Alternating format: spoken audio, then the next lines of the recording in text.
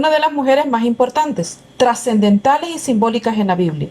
Sin embargo, lo que encontramos de ella es tan poco, unas 17 líneas aproximadamente. María de Nazaret, la madre de Jesús. Algunas religiones la han puesto en un lugar mucho más alto e importante que al mismo Señor Jesús. Y otras, por el contrario, para tratar de evitar la idolatría, la han relegado y despreciado tanto que la han dejado en el completo olvido, ignorando que a ella fue dicho: bendita serás entre todas las mujeres. Hemos tomado quizá mucha distancia de María y por eso no podemos aprovechar su testimonio de vida y el gran ejemplo que significa para los creyentes.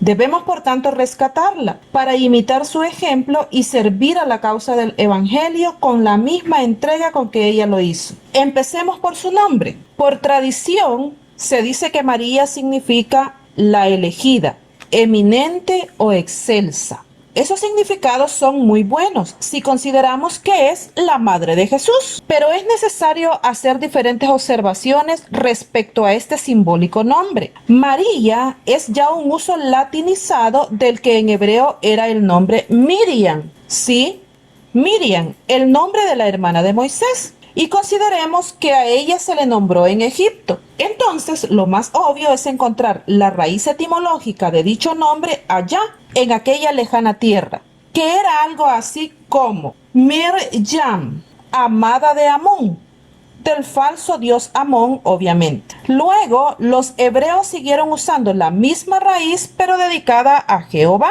y el mismo nombre se conformaba así: Mirjam, amada de Jehová. Otra forma aceptada de usar los vocablos es Mir, quiere decir luz, y Yam, mar, lo cual sería algo así como luz sobre el mar. La raíz original de diferentes derivaciones en las formas griega, latina y árabe nos permite reconocer ahora ambos nombres como nombres propios independientes, aunque en su original son uno mismo. Tenemos así que decir Miriam o María viene a ser lo mismo. Algunos le han tratado de dar a dicho nombre también una connotación de amargura, que podemos ver reflejado en algunos capítulos de su vida. Su historia transcurre en Nazaret, ciudad de Galilea, al norte de la nación judía, país que en aquella época se encontraba dominada por el gran imperio romano. Era una hermosa campesina, cerca de los 14 años, desposada con un joven carpintero descendiente de la casa real de David. En escritos apócrifos encontramos muchas referencias que han dado paso a la creación de un personaje fabuloso, cuyo quehacer sobrepasa en mucho a la de los seres humanos comunes y corrientes. En esos escritos encontramos a una mujer difícil de igualar, mejor dicho, imposible, ya que el misterio y lo sobrenatural la acompañan desde antes de su nacimiento, envolviendo juntamente con ella a sus padres, Ana y Joaquín, según la tradición. Se le atribuye el haber nacido ella misma sin la mácula del pecado original, siendo así considerada especial y escogida desde antes de su concepción. Pero pensemos que de haber sido así, ninguna sorpresa debió significar la visita del ángel a su casa. Pero fuera de enfocarnos en escritos místicos, leyendas y fábulas concebidas con la intención de magnificar más allá de lo humano a esta valerosa mujer, que se identificó a ella misma como esclava, esclava de la voluntad de Dios, debemos atender de ella todo aquello que nos sea de valor para nuestro crecimiento espiritual. La Biblia dice que Jesús fue tan humano como nosotros, para así poder comprender a cabalidad nuestras cargas, pecados y delitos. Por tanto, entendamos que nació de una mujer humana, con cualidades y defectos como el resto de la raza humana, que fue favorecida por Dios al hacerla su recipiente. Pronto veremos el gran significado de esta frase. Tan humana era María que su familia esperaba de ella lo mismo que se esperaba de las demás jovencitas en la época, como por ejemplo el que pudiera contraer matrimonio y que fuera bendecida con muchos hijos. Era de muy grande bendición tener una familia numerosa en aquellos tiempos. Supongamos que estando María preparada para el matrimonio, sabía ella ser una muy buena ama de casa. E imaginémosla ensimismada en los quehaceres del hogar, haciendo planes para lo que sería muy pronto su vida hogareña. ya que cuando nos encontramos con ella en la Biblia, su condición era de desposada o prometida del responsable y trabajador José. Las cosas respecto al matrimonio eran hace un poco de tiempo muy diferentes a lo que son en la actualidad, y hace 2000 años lo era mucho más. Las uniones matrimoniales no se trataban con la ligereza en que se hacen ahora. En aquellos tiempos, en Judá se realizaban dos fiestas diferentes y muy bien separadas y distinguidas la una de la otra, para formalizar a la pareja en un matrimonio completamente bendecido. Primero se llevaba a cabo el Kiddushin o Erusin, que era lo que ahora podemos comparar con una pedida de mano formal. En esta ceremonia, la familia del varón visitaba a la familia de la muchacha y les declaraba su interés por ella. Si ella lo aceptaba, en ese momento se hacía el contrato de santificación o separación. Se entregaban las arras y la dote. Desde el momento de esta fiesta de desposorio, ya se encontraban ambas familias unidas, comprometidas ambas. Respetaban ya una relación en la cual ni María ni José podían fijar sus ojos en otras personas para formar pareja. Por la gran ligereza en que acostumbramos a ver el noviazgo y los compromisos en la actualidad, es que este desposorio nos puede llegar a confundir. Después de realizada la ceremonia de Kiddushin, no había vuelta atrás y cualquier falta ya se consideraba adulterio. Desde ese momento, lo común era que la preparación para el próximo paso se debía tardar a lo sumo un año. En este año, la mujer dedicaba su tiempo a preparar los vestidos nupciales y a pulirse en ser la mujer completa que se esperaba de ella. Y el hombre se dedicaba a preparar la casa en la que iba a formar su familia, con la muchacha que había pedido. Esta relación era completamente diferente a los noviazgos del siglo XXI. No había contacto físico ni visitas a solas, y mucho menos a escondidas. Al pasar el año y estar listo el hogar conyugal, se realizaba la entrega formal de la muchacha al varón, para que pudiera consumar su relación marital. Estas fiestas eran conocidas como Nesuin. Pues bien,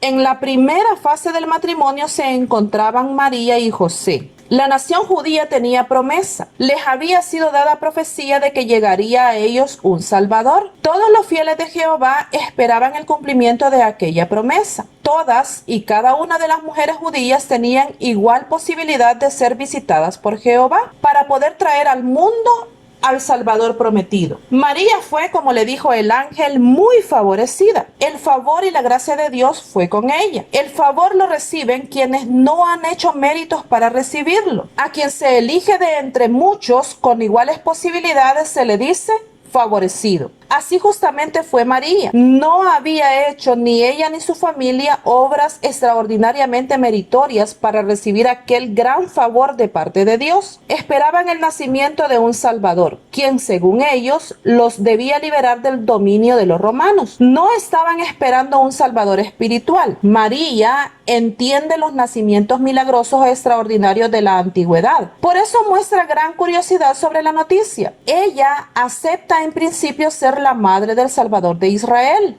pero pensaba en un Salvador físico, material, y pregunta cómo y cuándo será. Y le dice al ángel Gabriel: si yo no conozco marido. La respuesta esperada pudo ser: en un año serás madre, o el primer hijo que te nazca será el Salvador. Pero la respuesta recibida fue: en este mismo momento, ahora mismo, el Espíritu está trabajando en ti. Se empieza a formar en tu vientre el fruto del Espíritu. En griego, María era una partenos, que quiere decir mujer hermosa, virgen, sin más ni más. Pero en hebreo se hacen más distinciones como Nahara, Betulá y Alma. Nahara comprende a una fémina desde que es una niña muy pequeñita. Betulá es una joven ya desarrollada como mujer, con su periodo menstrual muy bien definido. Y basados en eso se entendía que no tenía ningún impedimento para concebir, pero aún no ha tenido relaciones íntimas sexuales. Y Alma comprende a una puber que está en el proceso de convertirse en joven o Betulá. La Biblia ocupa en hebreo la palabra Alma, para distinguir a María de acuerdo a su situación física, que se encontraba un poco más allá de los 12 años hasta los 14 posiblemente. La palabra partenoso alma la sitúa dentro de una situación física y social específica. No la determina como en una situación milagrosa especial. Debió haber muchas partenos, pero es necesario especificar que era una alma, porque aunque los compromisos matrimoniales, Kiddushin, podían hacerse aunque la niña fuera muy jovencita, para que se realizara el Nesuín se debía esperar a que la niña se convirtiera en una bétula o mujer ya lista en su organismo para poder concebir. La Biblia nos aclara que María no estaba lista según el razonamiento de los hombres para consumar el matrimonio, y siendo una alma no podía haber sido tomada como mujer por José. María se asustó. Obvio, ¿quién no se asustaría al estar ocupada en sus cosas y ver aparecer al ángel en la sala de su casa? Le pareció raro e incomprensible el saludo del ángel. En Lucas 1:28 le dice, salve,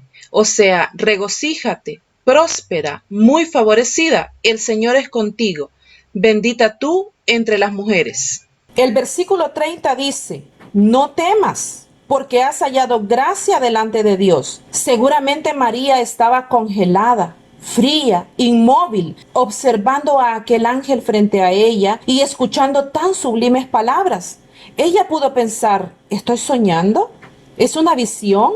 ¿Esto es real o no? Tomó ánimo y curiosamente pidió explicación al ángel. Lo escucha, le cree y le responde dulos, esclava. La traducción que leemos hace adornos gramaticales y traduce, he aquí la sierva del Señor, hágase en mí según tu palabra. Pero su respuesta en el idioma original fue nada más y nada menos que esclava. Explicar cómo sucedió este embarazo es en realidad muy fácil. Sí, es tan fácil como explicar el momento aquel en que Jehová Dios sopló en el barro aliento de vida. Así de fácil encarnó en el vientre de María. Pero el hecho de encontrarse en estado de embarazo en aquel preciso momento era motivo de alarma. Era motivo de alarma personal y familiar, además del escándalo social que se avecinaba. Desde ese momento, María estaba expuesta por la ley de Moisés a ser apedreada para pagar su afrenta. Y obviamente su familia iba a cargar con esa mancha por lo menos por algunas generaciones. Estudiando la situación tan difícil en la que estaba siendo puesta, da mayor importancia a sus palabras. En Lucas 1:38, esclava, muy valiente María. Creyó al ángel y no pensó en la familia, ni en la sociedad, ni siquiera en el mismo José.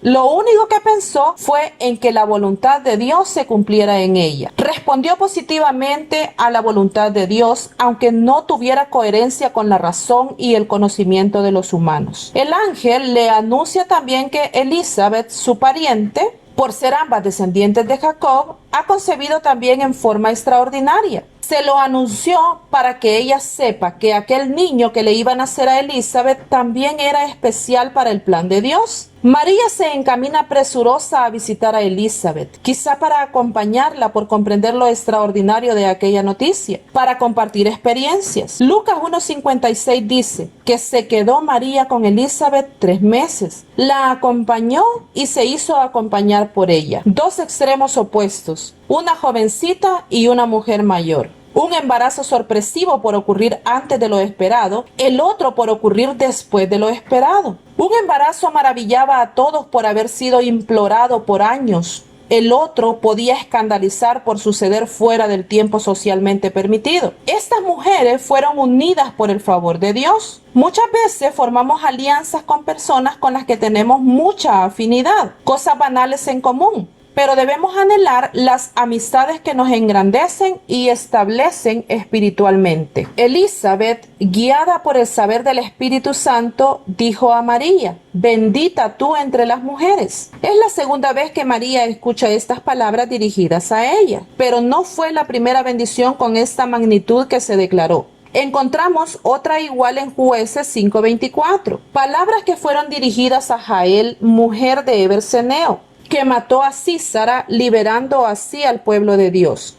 Bendita, bien se diga de ti, recibe toda clase de deseos benignos. Invocamos la protección y el cuidado de Dios para ti en todo lo que hagas. A esta mujer se le deseó con toda intensidad que todo lo que hagas te sea de bien. Respetando esta bendición declarada a María, debemos honrar su recuerdo y no ignorarla y tratarla en forma despreciativa. También le dijo Elizabeth, bendito el fruto de tu vientre. Pero aclaro que todo esto te deseo porque creíste. María creyó las palabras del ángel, porque lo único que los seres humanos debemos mostrar ante Dios es nuestra fe, no por obras, no por méritos, no por haber nacido ella siendo especial, sino que porque mostró fe. No podemos dudar que era María una joven piadosa conforme a la voluntad de Dios, que muestra su conocimiento de las Escrituras cuando recita el que conocemos como el Magnificat, que es una alabanza con algunas similitudes en muchos salmos.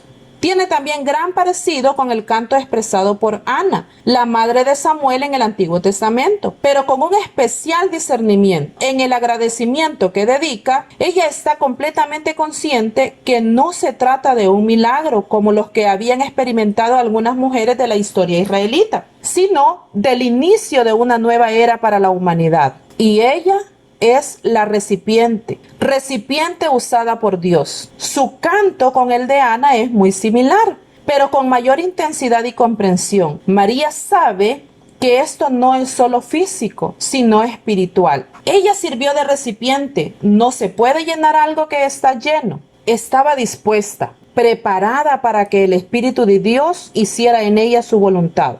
Entendemos así que no había en María raíces de amargura, de pecado, de orgullo, nada en ella que no pudiera ser reemplazado de inmediato por la gracia de Dios. Meditemos en qué es lo que llena nuestro ser. ¿Por qué la gracia de Dios no tiene cabida plena para manifestarse en nosotros? María se sabe también necesitada del perdón divino. En Lucas 1:47 dice, mi corazón se regocija en Dios, mi Salvador. Tan humilde María como para manifestar que a pesar de ser elegida de Dios, es una mujer necesitada de Salvador. No es ella autosuficiente, no cree en ningún momento que ha hecho tan bien las cosas que ya pasa de Dios. Es más, se goza de poder acceder a su Salvador. Estos 3 meses que María pasó con Elizabeth sirvieron como un sello para dejar completamente claro que el hijo que había en su vientre no era hijo de José, pues ella no había tenido contacto físico con él y no fue conocida por él, que es la forma bíblica para dar a entender la relación íntima marital, según lo expresa Mateo 1:25, hasta que ya había nacido su primogénito Jesús. Podemos decir que el Nesuín esperó un poco más de tiempo que lo planificado originalmente. Fue bendecida en su hogar, tanto como se podía esperar, dando a luz a 4 hijos varones, además de Jesús, cuyos nombres fueron Santiago, José, Simón y Judas. Hubo también mujeres de las cuales no se hizo constar ni su nombre ni su número. Su relación con Jesús no debió ser nada fácil. Definitivamente era diferente a todas las que hemos conocido a través de la historia. Escuchar a su hijo decir, ¿por qué me buscáis? En Lucas 2:49, cuando su hijo tenía nada más 12 años, nos hace saber que Jesús estaba completamente consciente de quién era. Y María también lo sabía. Ella sabía que su hijo estaba destinado a cosas superiores. Con ninguna mujer podía ella conversar sobre todas aquellas maravillas, porque ninguna otra podía siquiera imaginar la magnitud que aquello encerraba. Guardaba pues María todas aquellas cosas en su corazón y meditaba y reflexionaba en aquellas cosas. Ah, si María hubiera escrito los pensamientos de su corazón. Jesús le acompañaba en aquellas fiestas de boda de Caná, en donde María le animó a realizar su primer milagro. Por lo menos el primer milagro que se consigna en las Escrituras. María sabía lo que Jesús podía hacer y por eso le informa tan decididamente el problema en que se encontraban. Y su hijo no la deja quedar mal, a pesar de expresar tan claramente, no es mi tiempo, pero es mi madre, pudo haber dicho Jesús. Y ella da el consejo que debemos seguir. Hagan como él diga. María sabía que él era el camino a seguir. Pero como guardaba todos los acontecimientos en su corazón, guardaba también lo que se le dijo en Lucas 2:35. Y una espada traspasará tu misma alma. La mujer tan favorecida por Dios, pero a la vez tan golpeada. Recuerden que anteriormente dijimos que su nombre tenía relación también con la amargura. Fue también María un cáliz de amargura, que se iba llenando poco a poco y tuvo que beber en el momento de la crucifixión. ¡Qué experiencia tan amarga! La agonía de Jesús en la cruz fue también agonía para ella. Ver a su hijo latigado, escupido, maltratado, irreconocible, convertido en un estropajo humano, debió ser para María la experiencia más terrible de su vida. Tan consternada debió encontrarse al pie de la cruz que Jesús la encarga a su amado Juan. Seguramente en ese momento Juan la abrazó y ambos se fundieron en uno llorando por su amado Jesús. María tenía más hijos e hijas, pero Jesús supo en ese momento que María necesitaba un abrazo inmediato para descargar su dolor y por eso la encargó a Juan. Después de este acontecimiento, ella permaneció cerca de los que conocían y creían a Jesús como ella, no cerca de sus hijos en la carne. Y la última vez que se le nombra es en Hechos 1:14. En donde forma parte de un grupo de creyentes que oran y esperan por la promesa del Espíritu Santo. Seamos pues como María, imitemos su disposición inmediata para ser recipientes de la voluntad de Dios. Tengamos conocimiento de la palabra de Dios, pero no para alardear o discutir, sino para que de nosotras salgan alabanzas tan gloriosas como el mismo Magnificat. Dediquemos también tiempo a la meditación y reflexión de las cosas divinas, misteriosas y maravillosas que nos pasan. ¿Cuándo fue la última vez que nos descubrimos ensimismadas con Dios? Espero que no haya pasado mucho tiempo de eso. Bendiciones para sus vidas.